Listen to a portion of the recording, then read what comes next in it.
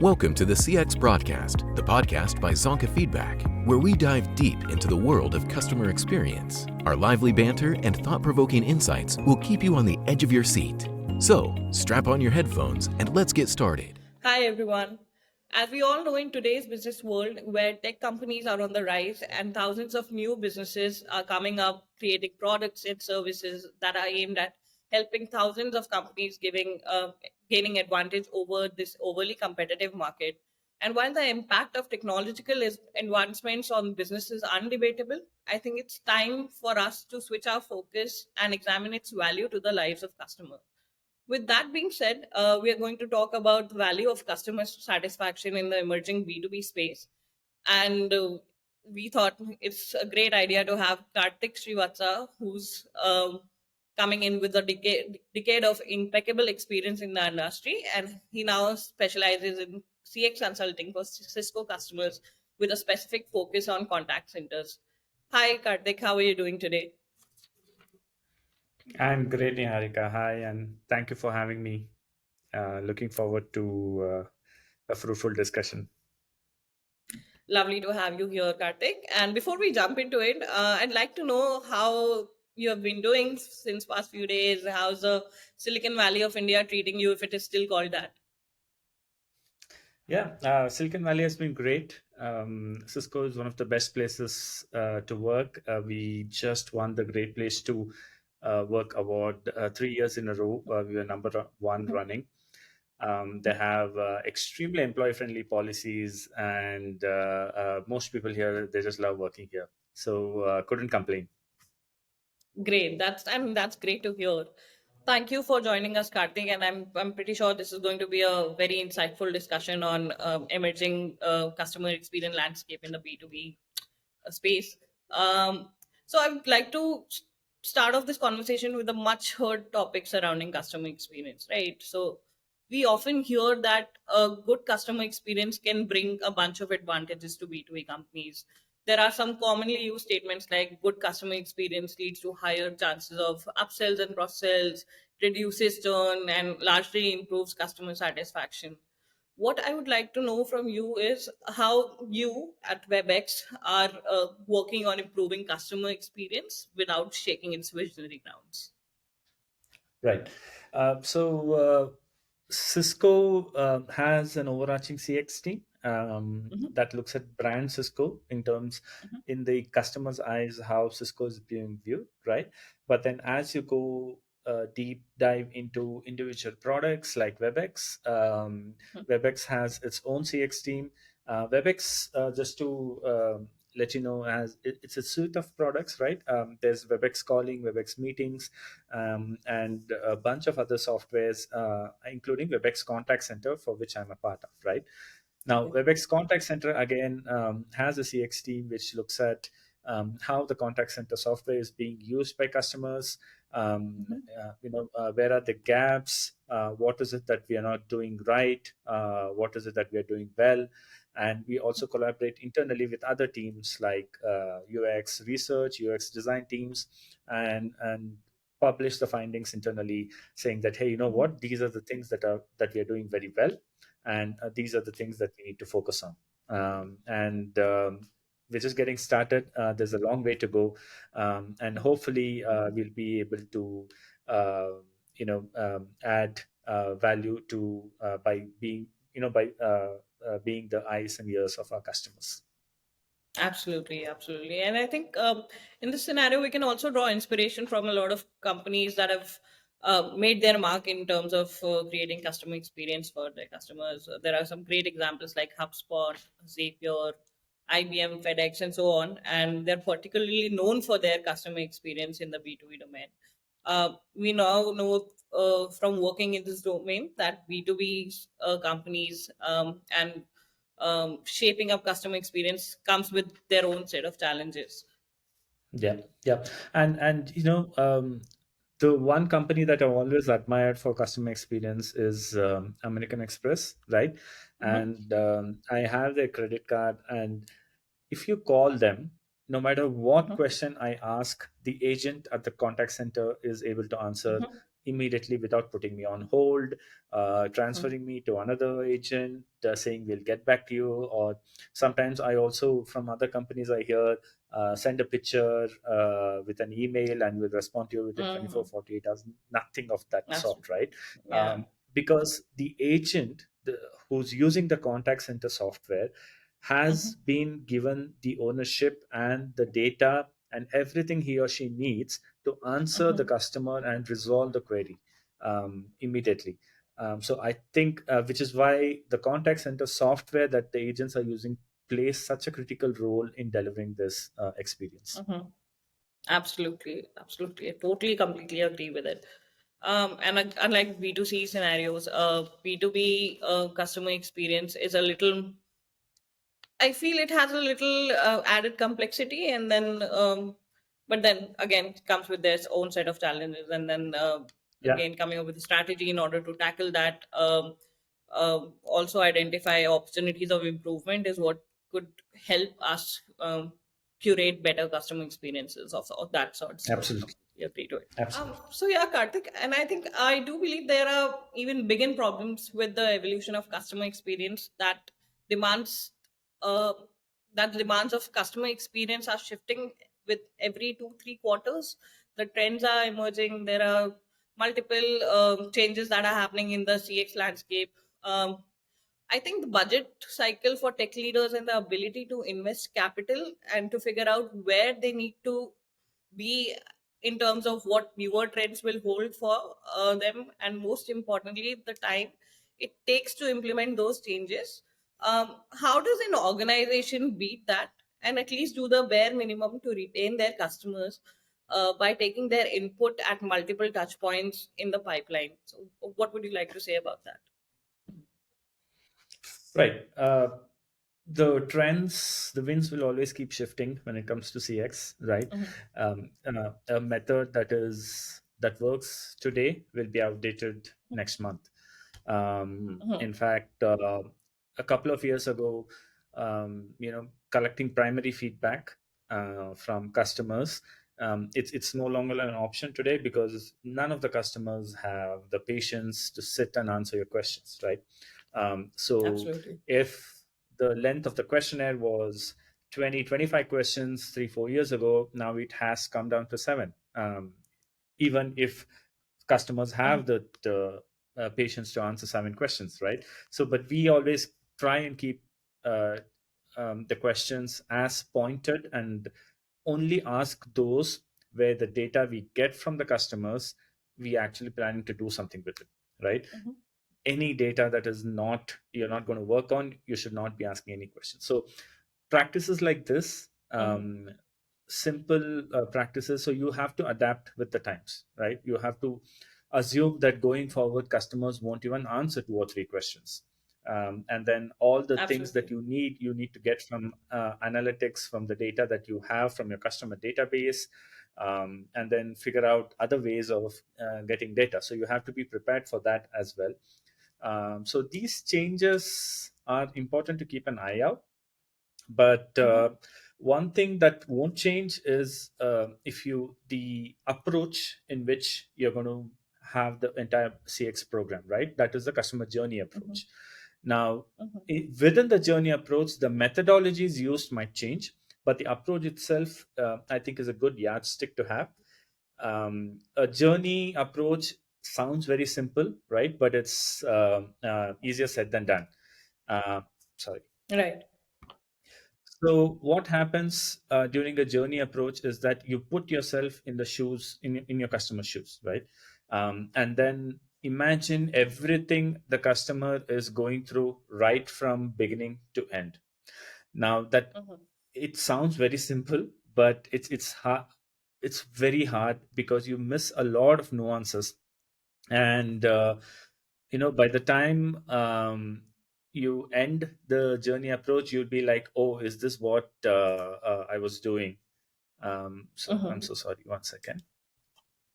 That's good. And then by the time you end the journey approach, you'll be like, oh, I missed this, and these are the things that you wouldn't have even thought of. But when you put yourself in customer shoes, that is where. So for example, let's say we were servicing airline and insurance customers, right? And a journey for an airline would be right from the time the customer considers your airline and starts booking a ticket up until he does check-in, boarding, all that, and then arrives at an airport, departs from the airport, right? Till that time, it's one journey, and you have Right. to make sure that the measurable parts of the journey needs to be measured, right? Mhm. Anything that can be measured, like how much time the customer spent on the website, booking the ticket, was there any, so you'll have to simulate the entire thing yourself and then walk in their shoes. Mhm. And then after you do that, that thing needs to be scaled up to ensure that the model of journey that you're using can be actually applied to 100,000, 1 million customers, right? So that approach should not change, hopefully, in the near future. But within Mhm. that, like I said, there'll be nuances of collect the way you collect the data, how many questions you ask. You'll have to change those with the times. Absolutely. And I think, as you just mentioned, being in the shoes of customers and thinking like them would actually make a lot of difference in curating those personalized customer experience for them and, of Yeah. course, leading it to a scalable customer experience strategies. Yeah. Yeah, absolutely, absolutely. And in typically in the journey approaches, you'll see a lot of advice given on LinkedIn and anywhere, Mhm. but you should ideally go and ask people who have actually implemented it. It's Mhm. really really hard, right? In order to not miss anything that the customer would ideally miss, because we take a lot of things for granted. We think that this is I know this customers, and we've gotten questions from customers, clients, when why do we need this? We already know how our customer would react and all that. But Mhm. that is where I think as companies you'll have to push and say that, hey, you know what, I we know, but Mhm. just to be sure, let's have this journey approach. Let's implement the end-to-end journey so that we don't miss anything. Absolutely, and I think with every customer. So when we are trying about when we are talking about collecting data around customer journey with different customer, we, of course, every customer is not going to think like think alike, and then there's going to be multiple instances where the amount of data that we're collecting would differ from customer to customer, and then that's Yeah. also another point that I feel should be considered while preferring quality of data over the quantity of data, and then not making general assumptions around it. So Absolutely, yeah. absolutely. And one way to actually increase the quality of data is to have metadata about all your customers in Mhm. your database, and then merge Mhm. it with the data that you're collecting via the feedback, right? When I say metadata, it's about customers' behavioral data, Yeah. which otherwise would just lie in your database. But if you pick it up Mhm. and then combine with the feedback, there's, it's you can mine a lot more insights than looking at the feedback data alone. Absolutely, absolutely. And I think that becomes a powerhouse of information for us to work upon and Yeah. create better customer Absolutely. experiences for our customers. Oh, completely agree to that. Those were some great insights on customer journey and how we can make use of data around um, creating better customer experience for our set of customers and operating in the different industries at the same time. Now, I want to understand, there are a lot of companies that are coming up with customer advisory boards, and the significance of customer advisory boards in shaping customer experience has evolved over a period of time. And one of the key things that play a significant role in, again, shaping this experience for customers, being the cap for those who might not know about it.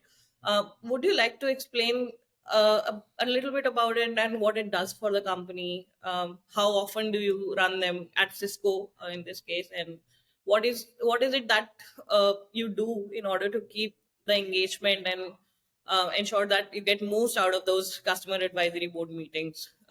What are Right. the insight that guides you during your processes? Right, right. Advisory boards, like the name suggests, is it's basically a liaison between your external customers' activities and the internal Mhm. management, right? You Mhm. act like the eyes and ears of your customers, Externally, of course, like I said, you have to implement an end-to-end journey-based approach, collect data, mine insights. So that part is, of course, there. But for advisory boards, the more important and equally important, rather, part is to convince people internally on taking the customer feedback seriously, right? In most situations, what we see is that the organizations are kind of scared of the data, Mhm. especially if they're not doing well. The moment they see an NPS or a CSAT score or any customer sentiment, and they're like, "Oh, this cannot be our customers," and this there's something wrong with the method, something wrong with the survey. So they look at everywhere, but rather that's the reality, right? So internally, when you're the customer advisory boards, you have to convince the management and the stakeholders that you should not be scared of the data, right? That's a starting point. Acceptance of the data of the reality is equally important. Even if we are not doing well, because this advisory board is there, it will only get better. So Of course. you'll have to pump in the confidence to the internal stakeholders, hold trainings, maybe group discussions, to educate them what we are doing, why we are doing, and basically tell them this is not a finger pointing exercise, right? Oh, your team is not doing Absolutely. well, your team is not doing well, but we are here to help you help our customers. So don't be afraid of the data. That's one thing. Secondly, the program must be extremely simple, right? And it should be able, if you want to explain it to a kid, you should be able to explain it to a kid. It should be that simple, because the moment you bring in complexity like statistics and data and weights and whatnot, it will scare off your internal stakeholders, right? So we Absolutely. had this customer who had this complex algorithm to implement scores for their branches, and the bank managers who were in charge of those branches did not understand how the scores were calculated, right? They applied weights, they applied this, they looked at the number of people coming into the bank and all that. All that is fine, but when you're telling a bank manager, hey, you know what, out of 5, this is your rating, what your customers have given you, this is where you can improve, and these are the things you're doing well. That's it, right? Extremely simple program. Don't overcomplicate it. Um, and of course, another thing is, the when you're running the program, the customer advisory board or the CX teams, or wherever you're part of, you need to ensure the data is not sitting in silos, right?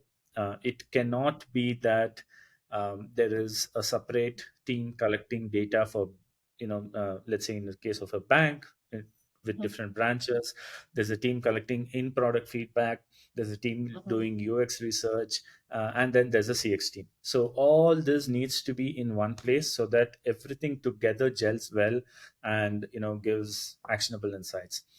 So these are some of the things I think internally the customer advisory board needs to do. Externally, of course, like I said, the journey and implementing the CX program is always there. Absolutely. And I think being open to constructive feedback in this case would Yeah. actually help the company to be, better with the product, come out with new feature releases, which would again help the customer. And then it will again help the business to get bigger in terms of size and operation and so on and so forth. So Yeah, absolutely, I absolutely. totally agree to it. So thank you, Karthik, for being insightful about customer advisory boards. I'm sure this is going to be very um, knowledgeable for a lot of our audiences and listeners. Um, so we spoke about customer advisory board collecting information and then processing it in terms of feedback to the company and businesses, and then helping them with product advancements and so forth, so on and so forth. Basically, giving them an opportunity to grow holistically. So here again, picking out on a minute topic out of this blanket topic, how do you think the feedback plays out while shaping the product designing and designing the whole user experience for the product? Yeah, that's feedback is extremely critical for UX design. Um, Now, UX teams, they usually lean on us For, Mhm. let's say, see, I would say it's 70% data and 30% art. Okay, because Mhm. the 30% art part of it, the UX teams are very well versed. They look at common sense and reducing the number of clicks. So when you're designing a product, there is something that just feels and sounds right, right? Mhm. But there are nuances where you have to lean on other teams on how the usage is going. To be Mhm. fair, they usually UX teams also have their own research teams, where they Mhm. shadow people and see how the product is being used, what is Mhm. being done, what is not being done, and then they try to simulate that workflow back into the product. But there Mhm. is also a big part of it where a customer, especially a customer who is, let's say, more concerned, or I Mhm. wouldn't say concerned, they're more into using your product, right? And they feel that your product can do better things, which would help them, their business case. Customers who are more matured in using your product, right? Mhm. um, those types of customers actually give you really, really good feedback, and you have to keep your eyes open for that, because these are something, because they're the ones using the product, and the use Mhm. cases come to them more than to you. You can imagine Mhm. certain use cases, create Mhm. personas, and then list down what all the activities the persona does. But then the customer who's actually has the personas and use cases will come and say, hey, you know what, this is good, but Mhm. this is missing, right? um, Mhm. so one of the things was, I can't I can't reveal specifics, but Mhm. basically, in UX, right? So we've had this activity that typically people perform after, in when we were in Cloudcherry, right? I mean the startup. So people used to have this thing where um, they used to send out email surveys and stuff like that. But then the time for sending those out was something that we designed. The product Mhm. team obviously designed a very well thing. Mhm. But then there were time differences in, we had customers all over the world, right? So there were differences in Asia, Europe, Middle East, and US. Now, sometimes the survey, because the survey processing time was more, sometimes the surveys would end up in the middle of the night, and then Mhm. customers would not be able to look at it, or that would drive down your response rate. So we did have this one customer who came back to us and say, you know what, you need to process more surveys per minute.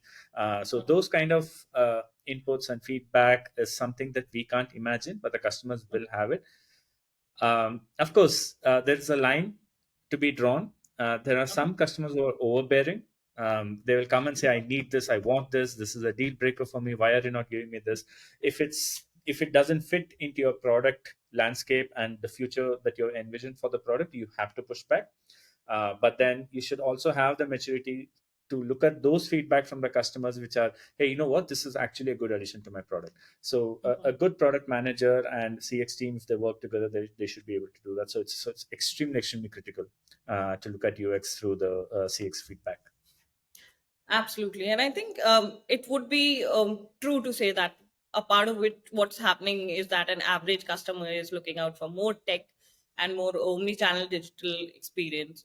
And I feel it, of course, puts the tech leaders on the spot. And as you just mentioned, where the customers are very heavily demanding in terms of what uh, criteria or what factors are being considered as deal breakers for them, and then they Yeah, kind of run towards you, and then that's where the product managers come in and try to balance out the situation. And absolutely, absolutely. right, Yeah, right. yeah, And I also feel there's a need for adding tech leaders into those conversations from the initial point where the conversation of course starts, and um, the whole idea of surrounding customer experience from the very beginning, which can make it easy for cross team collaboration and when it comes to working specifically on improving customer experiences as well. So, yeah, yeah. In absolutely. fact, in fact, the link from UX to CX to management, it should be as short as possible, Mhm, because and of course there's also PMs, product managers,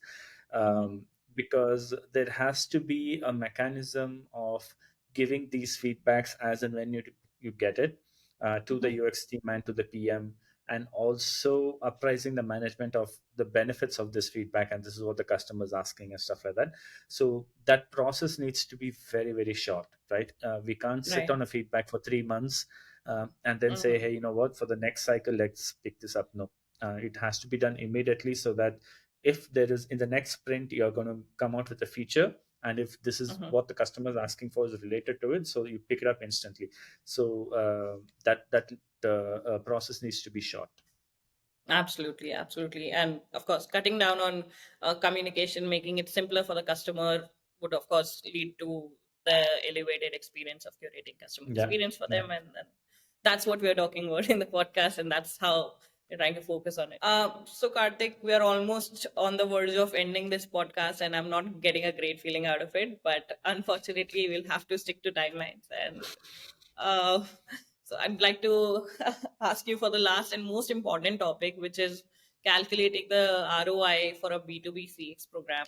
Um, so can you just walk us through the whole idea of how one can calculate ROI for a B2B CX program? What are some of the right. common challenges? And how do you take into account the long-term benefits of creating this CX strategy in the B2B space? Yeah, yeah. A very good question. ROI is extremely important for any company, right? Mhm. Especially when you're running a CX program, it's imperative that you always look towards calculating the ROI. To be honest, the first couple of years it's not going to be easy, right? You're still finding your feet, and there are a lot of other costs coming in, so you don't know where what is the exact permanent and flexible costs that are happening, right? And you also don't know if the customers, if I mean, yeah, if your customers are reaping the benefit, and then what is the revenue impact, right? So that needs to be settled down. So usually ROI is a long term thing, but let's say once the program has settled and everything is coming running smoothly, right? Then 2 3 years down the line, I think everybody who's running a CX program should look at an ROI. ROI calculation, in essence, is very simple, right? It's basically the extra revenue generated minus the cost. But Mhm. the nuances of which changes from company to company. For a B2B, for a B2C, everything changes. So when you're looking at the revenue, you'll have to look at um, the retention, the upsell, the cross sell, reduction in churn, and also any loyalty points that you gain from customers. All these needs to be factored into the revenue, and of course your cost will be your overhead and employee costs and everything, right? Now, ROIs typically, um, 80% of your program can be quantified, right? So Mhm. there will be this 20% of CX program where you take up small projects, for which there won't really be an ROI, or Mhm. at least it's not measurable, right? So Mhm. you will have to let that go. But for the management, you need to show that, hey, you know what, my program has been running for 3 4 years, and this is what is our contribution to the bottom line, and this is how much we have saved from new customer acquisitions, right? Because we are retaining the old customers. So all those things will have to be calibrated and given to the management, because we've seen this happen in our customers during our cloud cherry days. One fine day, the management will say that, hey, you know what, you're showing us the same data points, same NPS scores, the CSAT scores for the past 2 3 years, right? It Mhm. may have increased or decreased, but what are we getting out of it, right? Right. And they will wake up, and when things are especially going bad and they need to cut down on costs, they will immediately look at the CX team and say, why are we paying so much for a vendor? Why are we doing this? Can we save costs? Can't we run this internally in an Excel sheet? So all these Mhm. things will come up. So you need to have an ROI model ready. um, Mhm. and typically, some basic we used to use some basic statistics like driver analysis, uh, where we used to link the NPS scores of your customers to directly to the revenue, right? And it's possible Okay. it's basic statistical methodology you can use, and it is possible to do that. So that program is extremely critical, that you always need to have in the back of your mind, the ROI, and when can I show it, and uh, what is the benefit, how can I show the benefit to the management and tell them that this is what the increase in revenues has been, right? So that's, yeah, it's very important. Absolutely, absolutely. And I think uh, the whole idea of implementing a strategy is to evaluate it later and see how we are progressing over it, and do we need to make any amendments or changes. Is it actually overbearing the cost of the program that we had earlier decided on, or so on and so forth. So absolutely, I think Absolutely. ROI being the most important factor in terms of creating customer experience, and then evaluating it further, and then Yeah. coming back to rethink it is again extremely important. So Yeah. thank you In for. fact, in fact, I would even go ahead and suggest that it should be a part of your product, because I've seen many products, especially B2B CX products, where they show the ROI, they productize the ROI, right? You enter certain variables, and it'll tell you after a point of time how much you've saved. So that makes it easier, and that makes it a big hook for the customers, especially Mhm. right at the time of sale. You can tell them that we have an ROI feature also. Mhm. Frankly, we've never used it, we've never had it, but it looks interesting. So why not add it in the product also? Perhaps I see you doing that in the next couple of years. Who knows? Let's see. Yeah. Okay, so I think that this was a great conversation, Karthik, and I'm sure that the topic that we had covered today, which is the value of customer satisfaction in the emerging B2B markets, is again very relevant to current times. Everybody is willing to put their heads around how to create better customer experiences for their set of customers. Everybody wants to think like a customer, and then make them stand out in terms of curating experiences for their clients, customers, and then this would be extremely helpful for them. And I had a blast. I enjoyed this conversation a lot, and I would like to Same thank you. here. And you were also kind enough to come on board and speak about good No half an problem. hour, 1 hour, and then that was lovely. So thank you so No much. problem, Niharika. Always, I enjoy talking to people about CX. So this was a pleasure for me also. Yeah, I think that's a quality and a very distinguished characteristic of a CX leader. So I'm glad that we reached out to you for the same. You're too kind. Lovely. Okay, thank you so much, Karthik. Thank you, Niharika. Thanks a lot.